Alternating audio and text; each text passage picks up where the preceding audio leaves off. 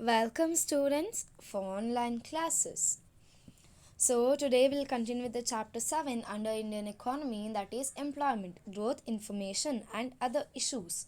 So in the earlier session what did we study? We studied about the informalization of workforce and even about the sector. So in this session we'll study about the unemployment. So what is unemployment? So India has been facing the major problem of unemployment, where there is no proper job opportunities to the people, where even after a particular individual being educated even after that, what is happening in the economy, there is no proper job opportunity. So what is the meaning of unemployment? Unemployment refers to a kind of situation where people have ability and are willing to work at existing wage rate, but they do not get suitable jobs. So what is a suitable job here? For example, based upon your qualification. For example, as I will be doing the master degree on any other subject, so based upon that I should get a proper job. So based upon my master degree, if I am getting a job of a clerk, where there it is not a suitable job, so because of that I might not go to the job. So that is also a kind of unemployment, where I'm willing to work, even after to that there are no proper opportunities in our economy. So according to NSSO, what is NSSO? National Sample Survey Organization, which defines unemployment as: unemployment is a situation in which all those who owing to lack of work are not working, but either seeking work through employment exchanges, intermediaries, friends or relatives, or by making applications to prospective employers, or express their willingness or availability for work under the prevailing condition of work and remunerations. So why do you go for any kind of employment opportunity? Just because you need income, just because you want a better standard of living, just because you want to live a greater life in the economy. So that is a major criteria in the economy, and even you might be working for your self satisfaction. So I have studied so much, like I have done my MBA, even after that I'm not getting a proper job anywhere in the economy. So a job satisfaction is also very much important wherever you work. So that is known as unemployment, where you're not being getting any kind of employment opportunities or job criteria anywhere in the economy. So the major thing, the types of unemployment in India: first one is disguised unemployment. So what is disguised unemployment mean? A situation wherein more people are engaged in any economic activity than the number of workers required in a particular activity, that is known as disguised unemployment. For example, these kinds of unemployment will be majorly in the agricultural fields or industrial fields, where I'll be giving you example. There will be a 1 acre of land. In that acre of land there will be 50 members working. Okay, 50 members will be working in that area. So what happens at this particular point of time? Only 37 members, sorry, only 40 members will be working in that area. 10 members of them will be chilling, they will be talking to each other, they will be not working properly. So what happens at this point of time? The resultant, whatever result you get, will be equivalent if they work or if they do not work. So that is known as disguised unemployment. Even after they are engaged in the economic activity, but they are not required in that particular activity, that is known as disguised unemployment, which is also called as hidden unemployment, where the workers are visibly employed but their contribution to the production is zero. So they will be just acting as if they are working, but they are not doing any productive work. That is known as disguised unemployment.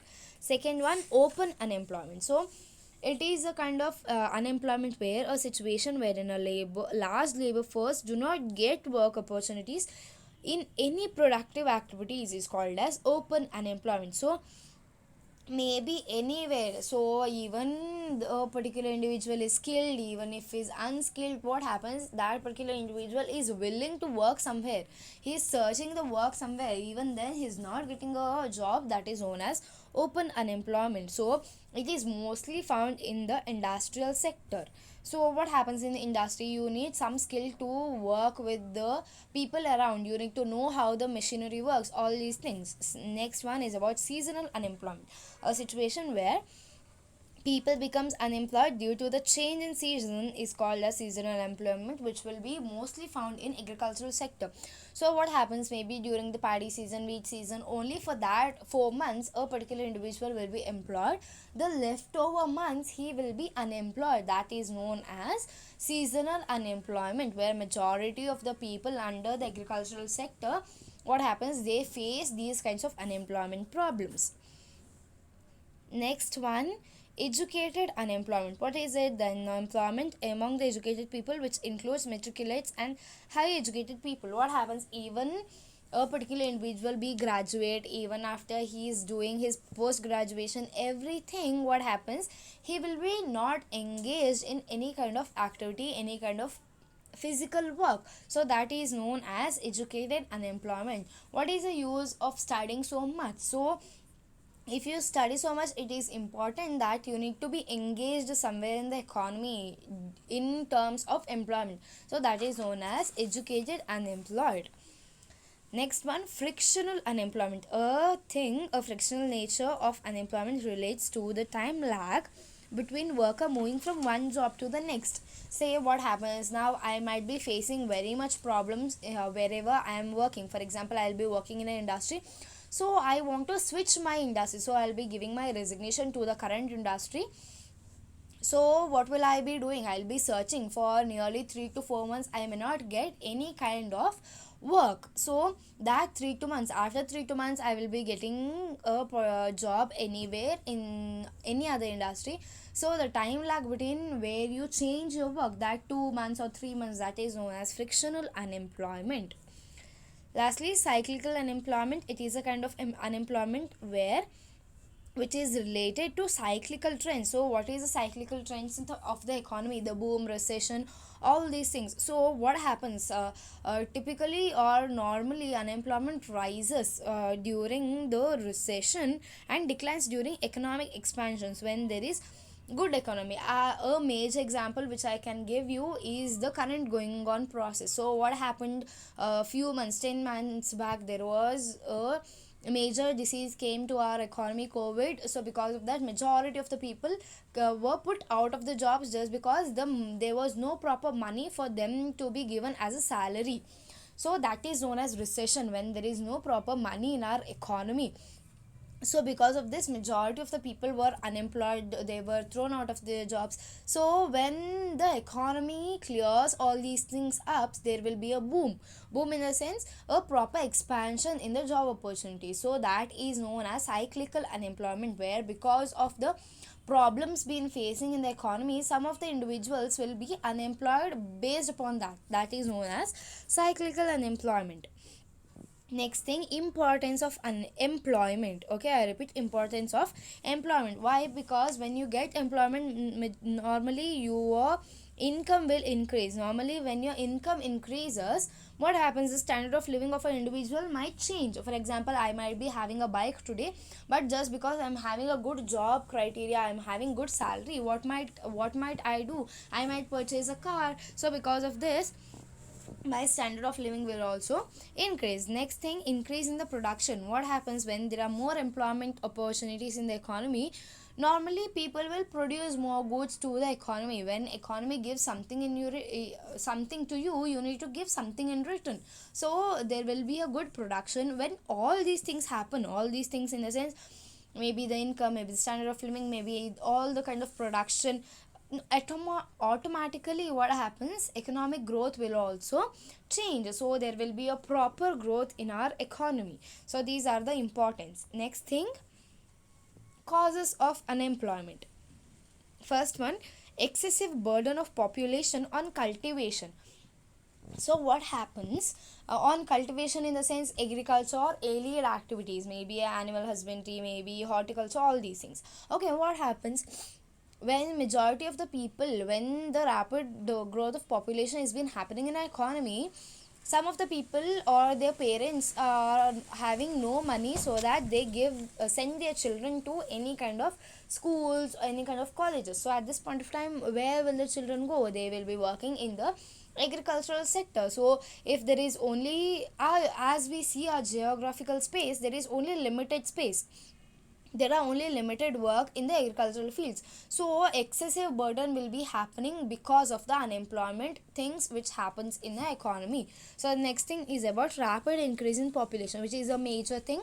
What happens when there is rapid growth of population? Normally majority of the people will study, everybody will come out year by year, so there will be educated unemployment, there will be uneducated unemployed people. So even after you having a major skill, what happens, there will be no proper growth, there will be no proper employment given to you. So that is known as rapid growth of population, how it causes to the unemployment process. Next one, inappropriate education system. So what our education system tells, normally as we see, as we study economics, what am I teaching you? What happens in the economy, what is poverty, what is economical process, how the production is being made, what is GDP, what is national income, what is per capita income. But I never teach you what will you be doing in the industries when you go for a job. If you join the teaching field, it is well and good, but when you go outer to the teaching field, our education system will not teach anything about that. So the vocational teaching, that is maybe any kind of work process, how you do a machinery, how you do everything, that is been not taught in our education system. So because of that, the it might be a cause for the unemployment process. Lastly, inadequate growth of infrastructure. So as our economy is backward, what happens, it is very much important when a particular individuals want a better standard of living, it is very much important that you need to even have a better infrastructure in our economy. What are the infrastructure? Maybe any kinds of roads, maybe any kind of transportation facility, maybe any kind of communication facility, everything. So unemployment will cause all these things to a major extent. So building a kind of capital structure to the economy, where we need to think of developing our economy in spite of developing us in person, in nature. So that is a major thing, where inadequate of growth is also a major thing for the cause of unemployment in our economy. Next thing, garment and employment generation. So how based upon the causes, how there can be changes by the government to be given to the unemployed people. First one, employment oriented investment and production programs. So what is very much required for us in nature, we need both in our economy. Maybe the production, with that we need the employment. Only when a particular individual is employed, there will be a proper production. We even saw what is jobless growth, even there is production with the 0% of the employment opportunities. So even after there is a even after there is jobless growth, what is very much important, jobless growth was based upon capital intensive goods. So what the government need to do, the government needs to do the labor intensive goods, which will be very helpful for the people in the economy. Why? Because when labor intensive goods comes into picture, what happens, majority of the people will be worked in that particular industry, so which will be easier for everybody in the economy. So what kind of industry can be kept into picture? Maybe cottage industry, maybe small scale industry,